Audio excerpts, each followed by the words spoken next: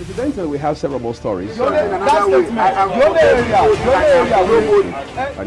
legislature was carefully crafted to 22.2% inflation rates as of April this year. What does that say about where we are as a country? Nigeria has resorted to being resilient. The National Assembly is something that must be gotten right. Before you call a police station, before they even leave, they'll take permission from I don't think there's really anything on ground to improve. We struggled as to strike. Minister of Education volunteered and said, give me 2 weeks. It was a lie. The president never gave me any data.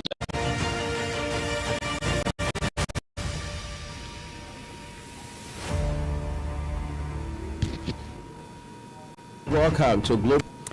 A very good morning to you and welcome to the AM News on Global TV, live from Nigeria's capital, Abuja. I am Kemi Ashikun. President Bola Ahmed Tinubu has approved the indefinite suspension from office of Abdul Rashid Bawa as the Chairman, Economic and Financial Crimes Commission, EFCC, to allow for proper investigation into his conduct while in office.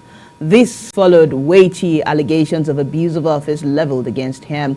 Bawa has been directed to immediately hand over the affairs of his office to the Director of Operations in the Commission, who will oversee the affairs of the Office of the Chairman of the Commission, pending the conclusion of the investigation. In the meantime, the Department of State Services has invited Abdul Rashid Bawa, the suspended chairman of the Economic and Financial Crimes Commission. A statement signed by the spokesman of the DSS, Dr. Peter Afunaya, says the invitation relates to some investigative activities regarding his handling of the EFCC. President Bola Tinubu has expressed sadness over the boat mishap which occurred in Kwara State, claiming many lives. It has been reported that the boat accident led to the death of over 100 wedding guests at Egbu village in Patigi local government area of the state. In a statement by the media office of the State House, the president said that he is deeply saddened about the news of the tragic boat accident, expressing heartfelt sympathy and condolences to the families and friends of victims of the tragic mishap. He also sympathized with the government and people of Kwara State over the accident. And still from Kwara State, the Governor Abdul Rahman Abdul Razak has commiserated with the people of Patigi on the devastating news of the boat mishap, which dozens of people were feared killed and many others still missing. The boat, which also had people from other states aboard, was traveling from Igboti in Niger State and Roots-Bada in Patigi local government area of Kwara State. The Chief Press Secretary to the Governor, Rafiu Ajakai, said the Governor ends his heartfelt condolences to the people of the affected communities and those from other states, praying to God for the repose of the souls of the victims. Meanwhile, the Kwara State Police Command has released a detailed account of Monday's boat mishap that killed over 100 persons. According to the statement issued on Wednesday in Ilorin by the spokesman of the command, SP Okonsami Ajayi, the unfortunate boat accident happened in the Patigi local government area of the state at about 300 hours on the 12th of June 2023. He said the information was received by the divisional police officer of the Patigi divisional headquarters to the effect that the boat accident had occurred around the River Niger axis. SP Ajayi stated that the Commissioner of Police in Kwara State, Paul Odama, upon receiving the information, dispatched a team of policemen to join the locals already on their way to locate the exact spot where the boat accident happened as a result of the rescue efforts. President Bola Tinubu has received the newly inaugurated President of the Senate, Godswill Akpabio, and the Speaker of the House of Representatives, Tajuddin Abbas, at the State House in Abuja. Our correspondent Folorunsho Adegoke has more.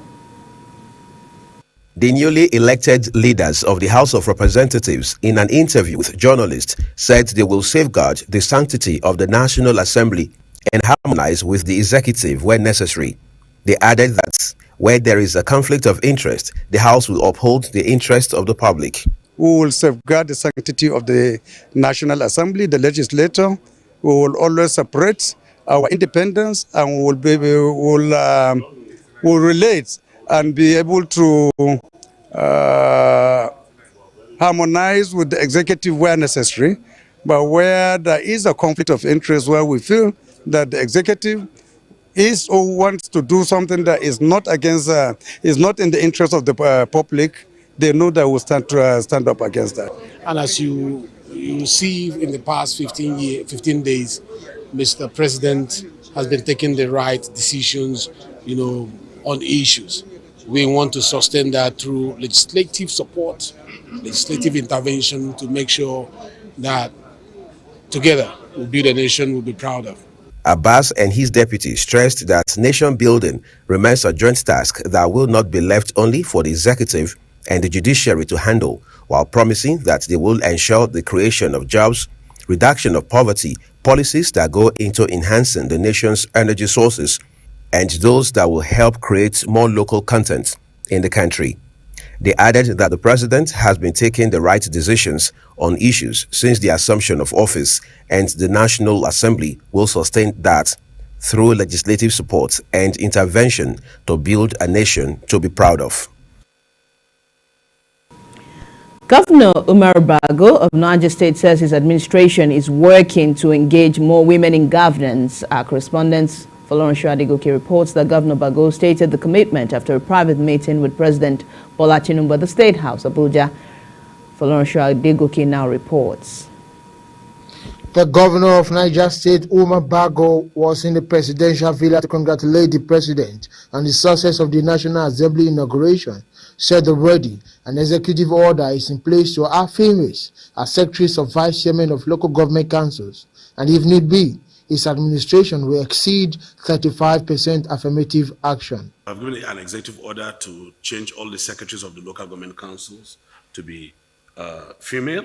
That we are going to implement in the next local government council to be compulsory that at least all the vice chairmen of the local government will come out as female. That is one. Secondly, I have just made 5 appointments, and I have promised that my next 5 appointments will be female.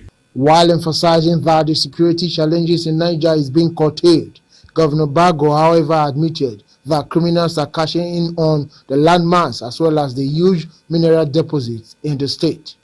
A vow to end criminality in Amale locality of the state. We want to encourage irrigation farming, and that's why we are collaborating with Mr. President to ensuring that the agri potential of Niger State is tapped very well. So we harness that. However, in the interim, we are working with security agencies to making sure that we curb this menace, and by the grace of God, we'll come out tops. The Niger State governor explained that he was at the villa to confer with the president. I'm ready. As well as felicitate on the successful inauguration of the 10th National Assembly.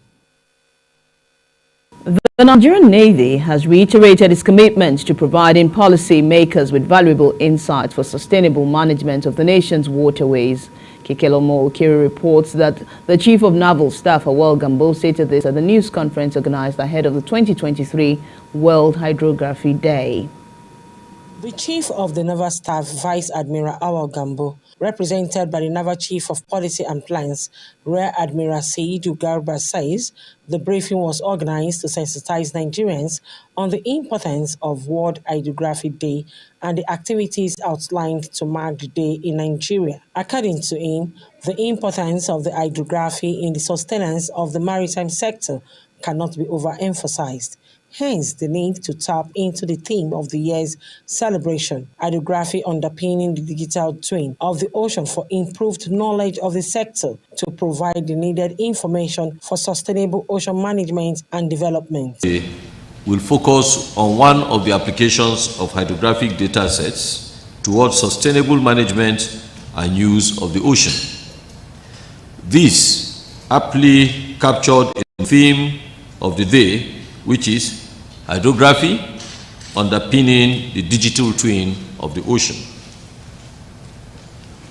The digital twin of the ocean is a near real-time and future digital representation of the physical, chemical, biological, and socio-economical dimensions of the ocean to facilitate well-informed decisions for effective ocean governance.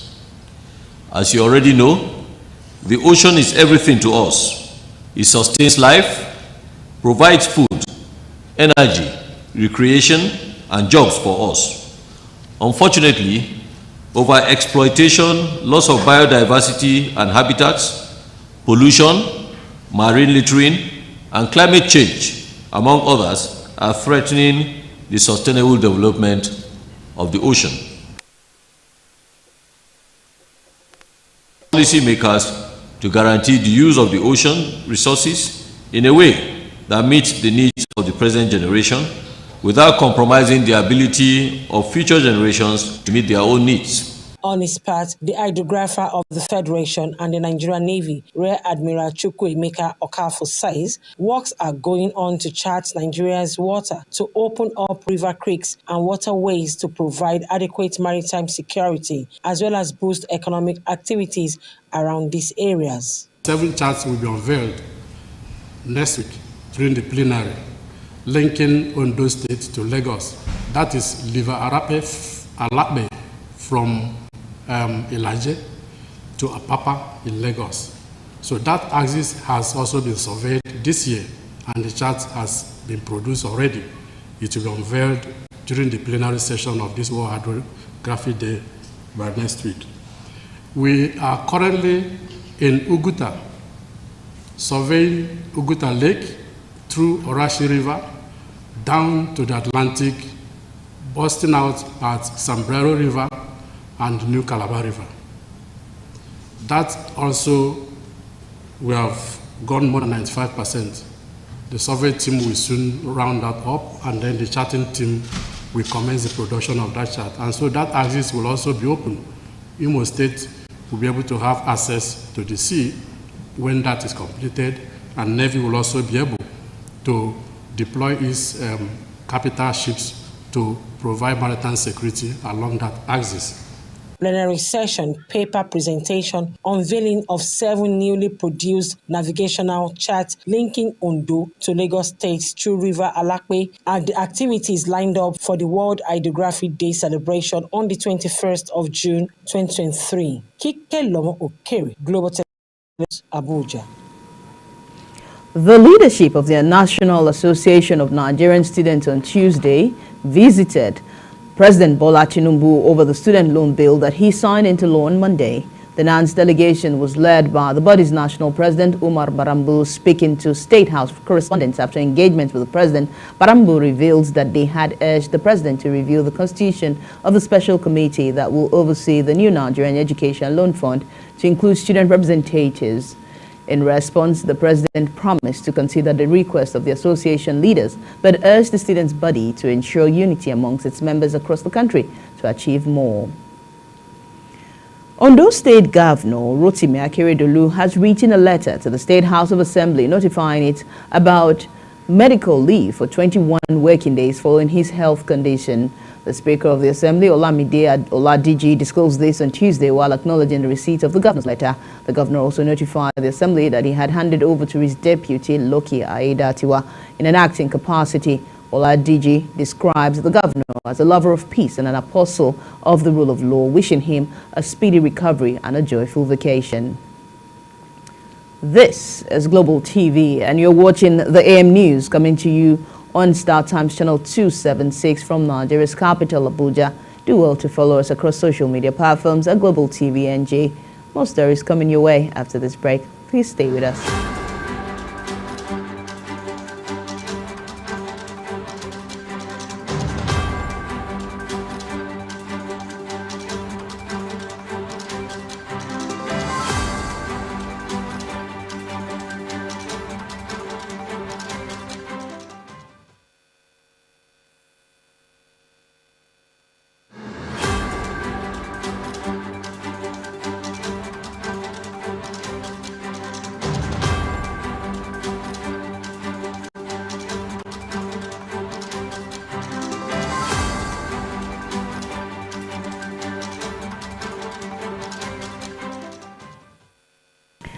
Thank you for staying with us. Now let's take a look at business. Some bullish investors are weighing the possibility of setting up a shop in Nigeria to leverage the country's growing $6.2 billion non-alcoholic beer market. They believe Nigeria's demography is a sweet spot for investment, as affluent populations tend to gradually lose their thirst for beer in favor of wine, spirits or abstention, a trend that is well underway in developed countries. People tend to pick non-alcoholic beer in the early stages of income growth. Non-alcoholic beer is a beverage that has been brewed with the same ingredients as regular beer but has had the alcohol removed or reduced to a very low level. It typically contains less than 0.5% alcohol by volume, which is the legal limit for a beverage to be labeled as non-alcoholic in many countries.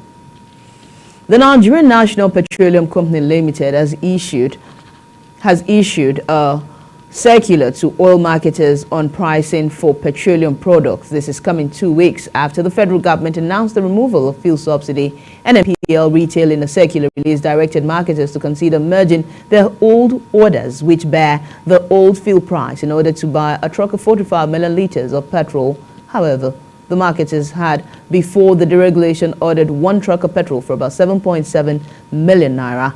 The new circular by the company advised marketers who had probably ordered 3 trucks at 7.5 million naira to merge their orders or ask for a refund.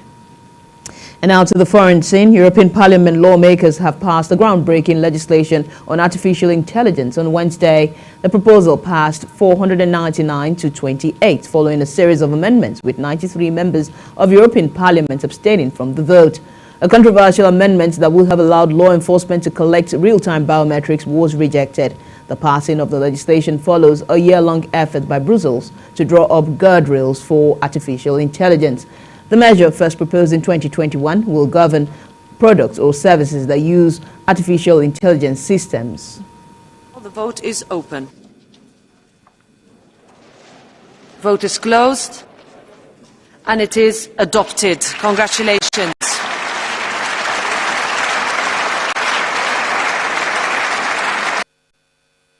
The Act classifies AI systems according to 4 levels of risk, from minimal to unacceptable. Risky applications such as hiring or tech-targeted at children will face tougher requirements, including being more transparent and using accurate data. Chinese Foreign Minister Qin Gang and United States Secretary of State Antony Blinken have shared concerns on a phone call on Wednesday ahead of a planned visit by the U.S. official to China meant to shore up relations.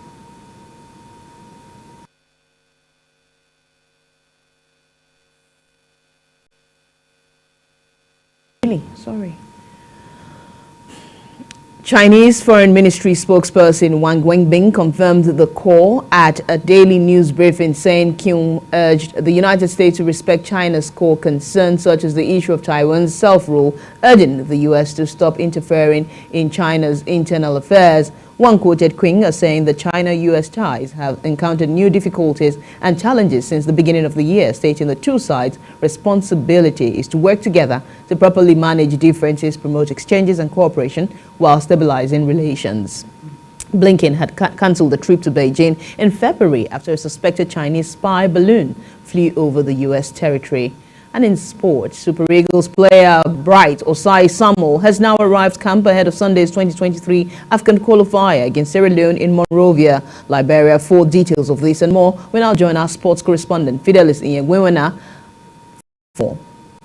The Akija-born Eagles' arrival was announced on the Super Eagles Twitter handle and brings the number of players on camp to 23. Bright Osai was a part of the Fenerbahce side that won the Turkish Cup this past weekend. Scudetto winner Victor Osimhen also arrived on Tuesday and has since joined his teammates in training. The Eagles, who gave a guard of honor to all title-winning players to camp, will book their ticket for next year's African Cup of Nations in Cote d'Ivoire if they steal all 3 points in Monrovia.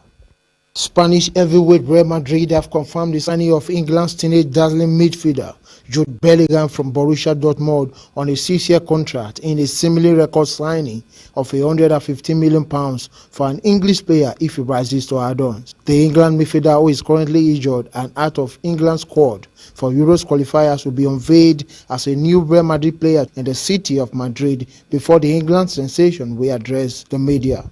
Super Falcons star Cesar Oshoala has lauded FIFA's new approach of players pocketing at least $30,000 at the Women's World Cup this year. The Barcelona players expressed their happiness towards players not having to depend on their federations for income from World Cup appearances alone. Speaking further, the 5-time African Women Footballer of the Year believes this development is a major incentive that will boost the players and all stakeholders to bring their A-game to the tournament. With all 23 members of the winning team guaranteed $270,000 as a part of a $110 million total prize pool, I'm happy things are beginning to change, says the Barcelona star.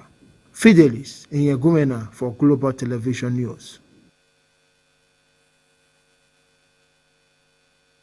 That's it for the AM News on Global TV, live from Nigeria's capital, Abuja, One Star Times channel 276. And you can follow us across social media platforms at Global TV NJ. Thank you for watching. I am Kemi Ashikun. Global Morning continues with Uyi Agbomofuegbe. Good morning. Have a great day.